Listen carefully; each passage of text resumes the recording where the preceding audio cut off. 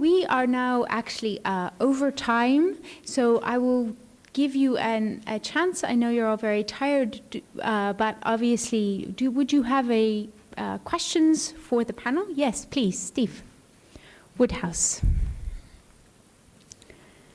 Maybe you can hear me.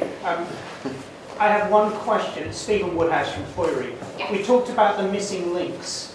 There are two, I think. One is, there are two missing links. One is having dynamic, the capability of dynamic pricing, which requires excellent communications. And the other one is having the hourly meter reads or the half-hourly meter reads actually feed through to the wholesale settlement instead of being settled on profiles. How many of those would show green on your map, even by 2020 with the current rollout that we're planning? Because I think in many cases we're going for a very simple kind of smart metering, which sound remarkably like dumb meters to me. They're automated meter reads. And actually I think we figured out automated meter reads many years ago.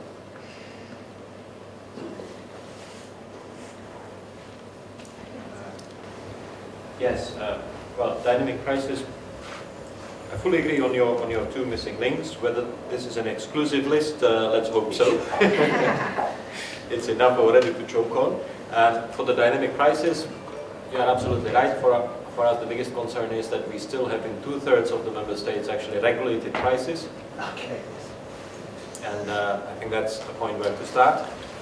And as you will know, some countries that do not have regulated prices at present are perilously close to considering some sort of reintroduction, which is even more scary.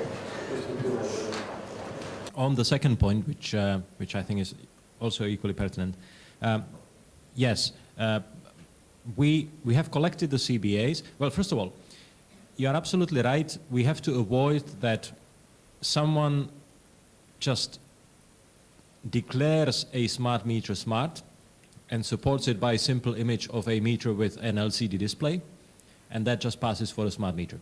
That shouldn't. We have issued in the spring of 2012 already a recommendation document where we listed the minimum functionalities and the features of meters that they should have in order to be considered smart, and that went well beyond the LCD panel. We are now actually assessing the cost-benefit analysis that we have received precisely against that benchmark. So the idea is to have a look whether what is planned to be rolled out as a smart meter at least fulfills the minimum functionalities of what we recommend to be in the recommendation. You obviously can have several situations. You can have a situation where it does not meet the requirement, but it has all kinds of additional add-on features which make it look very fancy, make it look very smart, and make it very expensive, but still does not meet the minimum functionalities which are necessary for active customer involvement. You can have all kinds of very smart features which actually benefit the DSO and make the smart meter very, very beneficial for monitoring of the network, but make very little in terms of a inroad in consumer empowerment. So we want to check that. I have to see with my experts whether we also look into the issue of link to the settlement, but that's a very fair point. But again, there obviously this is an issue in the UK where settlement is done on profiles. I don't know how much this is of a prevalent issue in other systems, but I will definitely pose that question to my experts because you put a bug in my head now. Yes, thank you. Thank you. Yes. I didn't want to raise my voice, but I mean, now this reminded me on my pain, and these are regulated prices, which you mentioned. But even if the prices are regulated, they have to be cost reflective. Even, I mean, this is kind of an obligation for all EU member states. So is there any possibility that, for example, Commission would issue a communication like now for feed-in tariffs and such, I mean, this one about which we talked today, also for cost reflectiveness of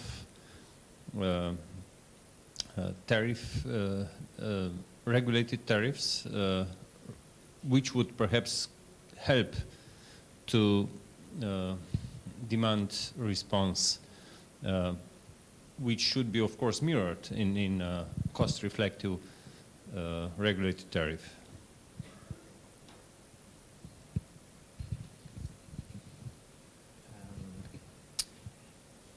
An honest answer, it's the end of the day. We haven't thought about that, largely because we are actually not looking for ways to make regulated prices a bit less of a sin. We just believe that they should not be there. I think our commissioner was quite vocal, especially in the last couple of months, that regulated prices are not conducive to the internal market. They are, we believe, in principle not foreseen as a permanent fixture in the EU legislation. They are allowed on a temporary basis under specific conditions, etc., but they just should not be there. And I think we should create allowances for any semblance of their perpetuation. I think they should be taken out. And if they cannot be taken out, for example, because in some countries you can understand that there is a level of competition or there is a degree of geographical or physical separation that does not allow proper competition to develop yet, then I think all necessary measures should be taken so that you do develop competition. And again, with new technologies, with new with things like renewables, etc., you can have competitive markets with multiple alternative sources of generation, even in countries where in the past this was not possible, i.e., for example, small islands. So I think that, that's the angle of attack, if you want, that we follow. Will we end up with some less holy position in the end, and at least try to moderate price regulation? Maybe, but certainly not. This may be the fallback position, but it's certainly not the priority position. Thank you. Any other questions? Yes. Yes, Strömbäck is my name, from Corona Engineering.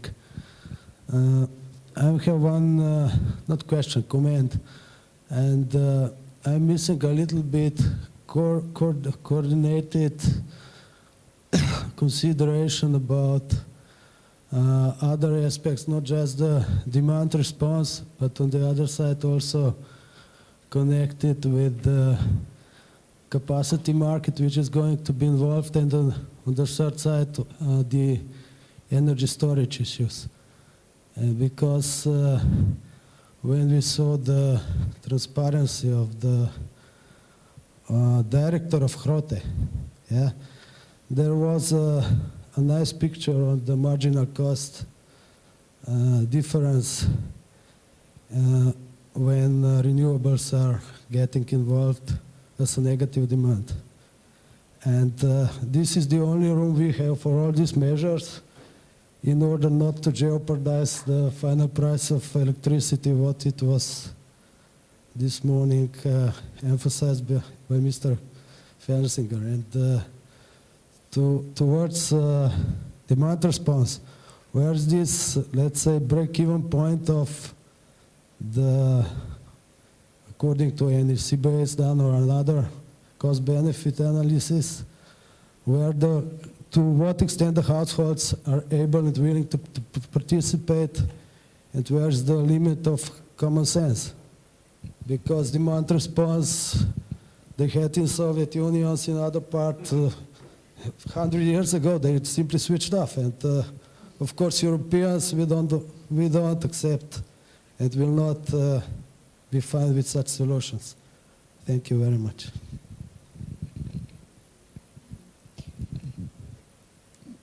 Well, I'm chair, and so I'm going to just comment on your comment. I'm allowed to do that.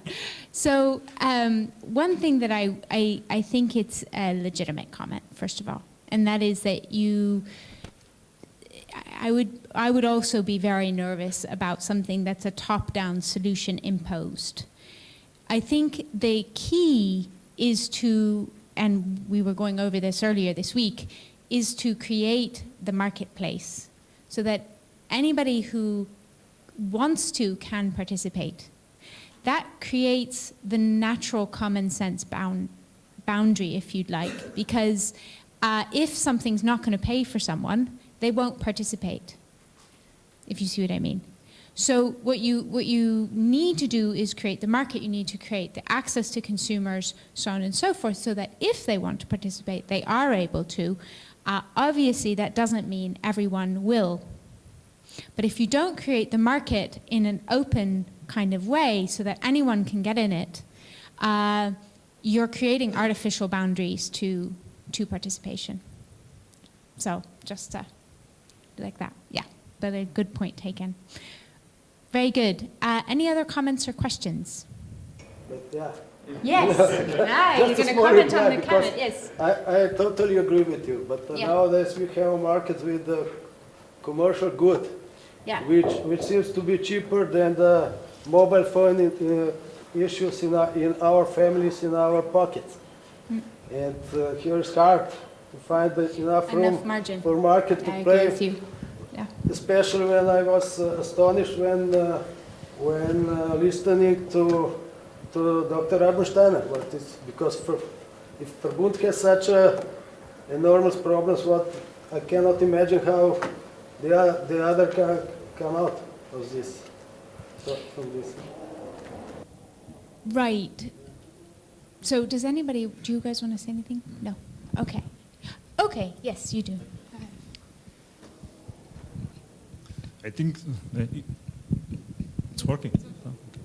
I think that this is the reason that maybe we are today talk too much about the smart metering, about the households, especially because from the supplier perspective, from the customer perspective, it's not a place to save some money if we are looking for the households. So currently, from demand response perspective, is that big customers participate by the capacity market, that they participate by tertiary regulation. And this is current marketplace for demand response, nothing else. For all the other challenges, we are looking that it will be placed in the future, but today it's placed for the researchers, engineers, and co-founded projects. And on that note of realism, the end of the day. So maybe sorry, go ahead. just one sentence. So Yeah. I was at the Bloomberg conference about a week ago or 2 weeks ago, and they showed a nice picture. It was basically what's the market capitalization, so the value of the company compared to their EBITDA, so basically compared to their earnings. And it was basically the companies that had the most, let's say, investment in renewables or the let's say, the green sources and demand response, whatever, that had by probably 3 to 4 times the market capitalization per EBITDA than traditional generators like, I think Chess was the last one. So that's, Vattenfall, maybe some others were, but basically traditional coal generators were really down on this, we can call it food chain, probably. So I think it basically it's going to make a big change in the future. Of course, the market can be wrong, but yeah, this is just the final comment I wanted to make. Excellent final comment. Thank you for that. That was very interesting. I didn't know that. So I would like to thank you all very much for being here today and staying all the way until the end of this very interesting widespread day. We've really had the privilege today to be at a conference you honestly don't hear. I mean, I attend conferences almost, I hate to say it, but probably every week, every other week. And this rarely happens, where you have a group of specialists that are so knowledgeable about their particular area, and also the presentations are so wide-ranging. And I definitely appreciated it for myself. So today we have looked at investment, we've looked at capacity markets, we've looked at market coupling, and now last we have also looked at demand response. So I would like to just wrap the day up by definitely thanking the conference organizers, Thomas Oresik in particular. Thank you very much. It's a beautiful place. I'm sure we're all going to really enjoy our dinner now, and we will return here tomorrow morning for more of interesting presentations. So thank you, and a big hand to all of you and the excellent panelists.